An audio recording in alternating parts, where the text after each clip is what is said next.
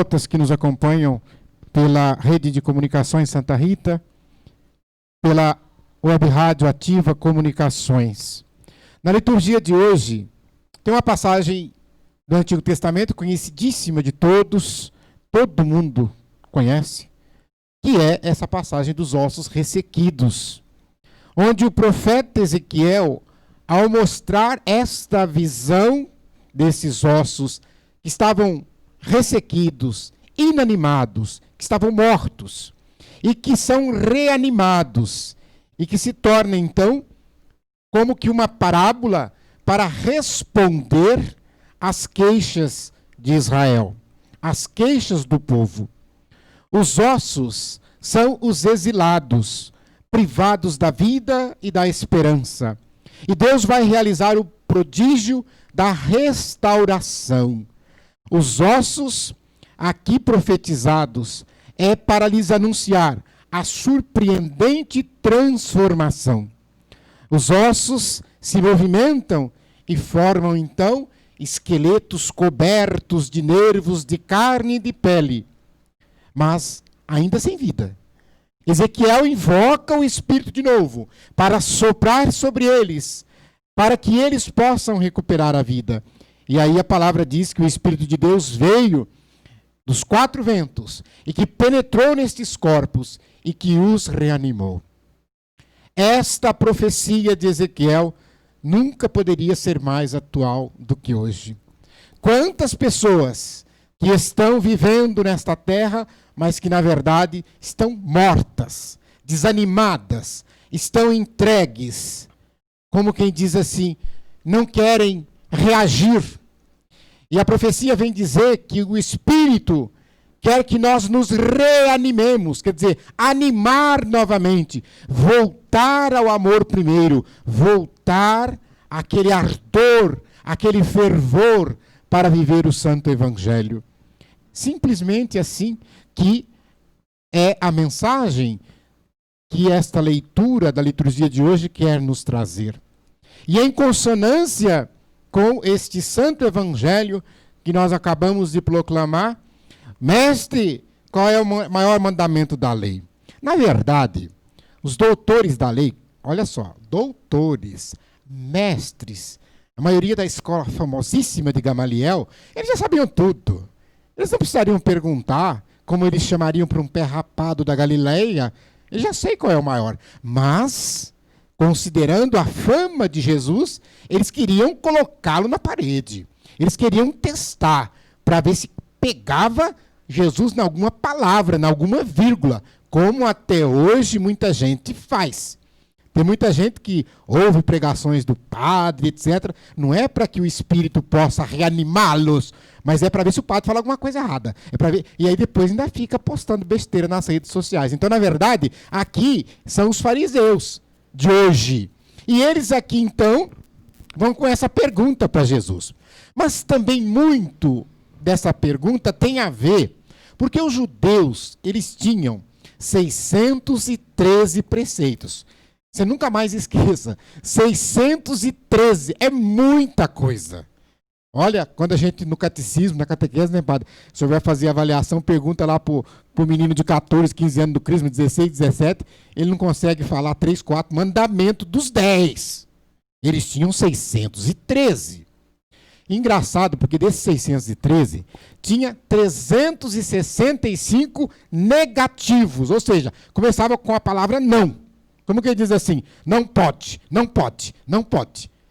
E tinha 248 positivos. Mas o positivo, na verdade, não era pode. O positivo era deve. Vocês entendem como é que é? Então, ou seja, era como que se fosse um jugo pesadíssimo colocado sobre aquele povo. Assim como eles, nós também temos a mania de multiplicar as leis, as normas, e às vezes sem necessidade.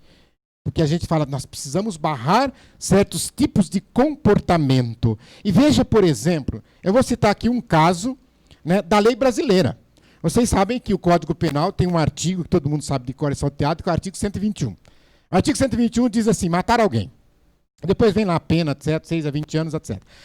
Mas aí, o pessoal não contente, aí começaram a inventar lei. Os anos foram passando e eles inventaram uma lei, que aí a lei era de acordo com a raça da vítima. Então, se a raça fosse negra, então era uma coisa. Aí depois veio se a raça foi indígena, então, é outro tipo de homicídio. Ah, porque se for mulher, é feminicídio. Ah, porque se foi pobre, ah, porque se for idoso, ah, porque se for mulher. Então, vão multiplicando. Gente, só basta um, matou. Não importa se é preto, se é branco, se é índio e tal.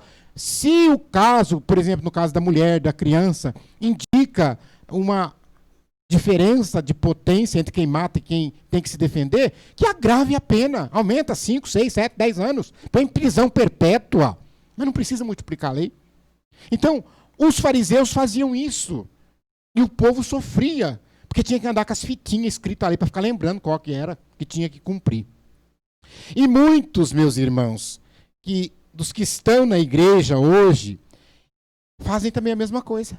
Às vezes o bispo dá uma norma dizendo é assim.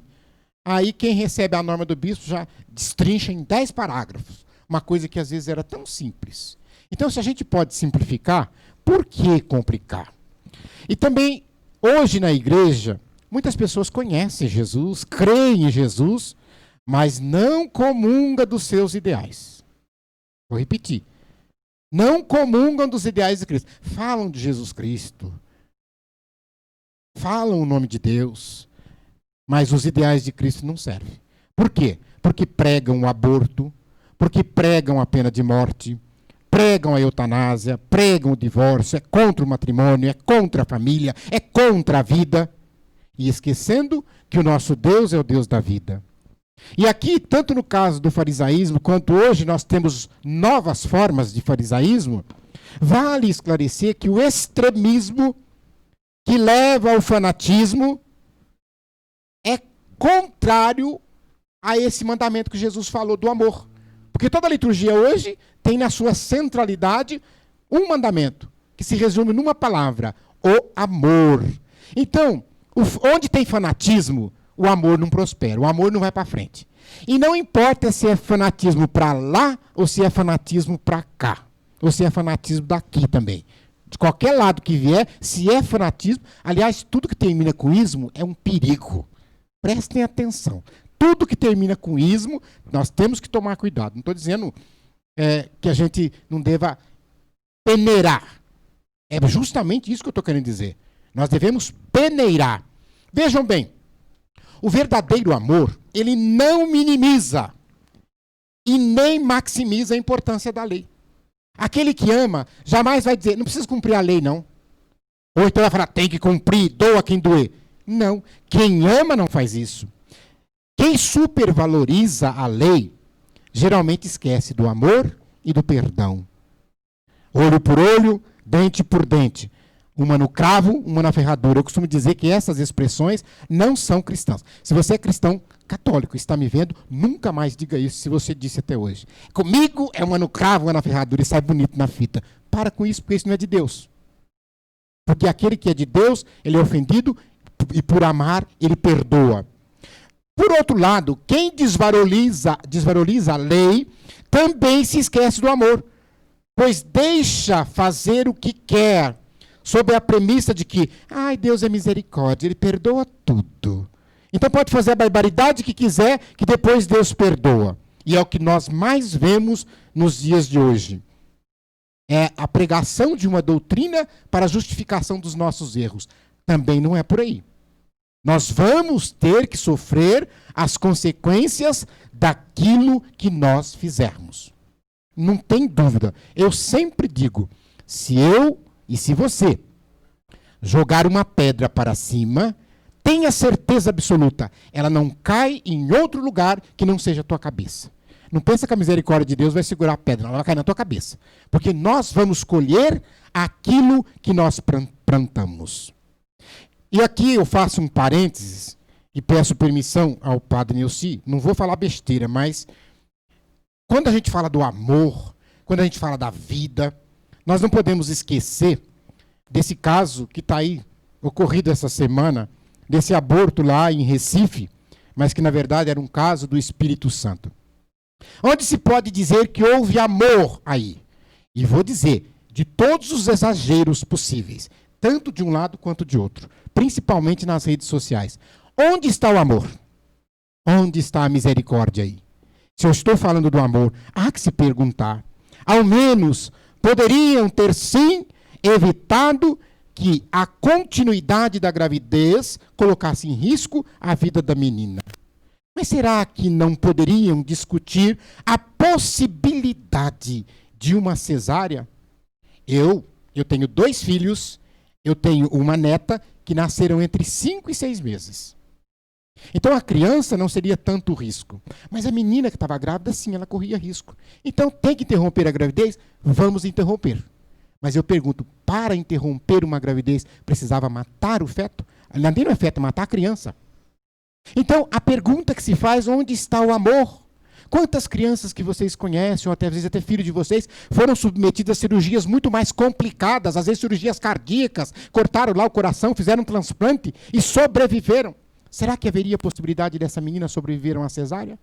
E aí vão perguntar, mas quem vai ficar com essa criança? A família não pode. Se a família não quer, eu tenho certeza que não faltaria quem adotasse. E aí nós teríamos tirado o risco de vida da mãe, mas ao mesmo tempo não teríamos ceifado uma outra vida. Porque aquele que ama não mata. E o objetivo aqui a gente percebe claramente que era em nome, não de uma causa que tivesse valor, mas em nome de uma ideologia que de cristã não tem absolutamente nada. É preciso, meus irmãos, que nós tenhamos os mesmos sentimentos de Cristo. E a pergunta que se fazia, como Jesus faria diante de uma situação tal?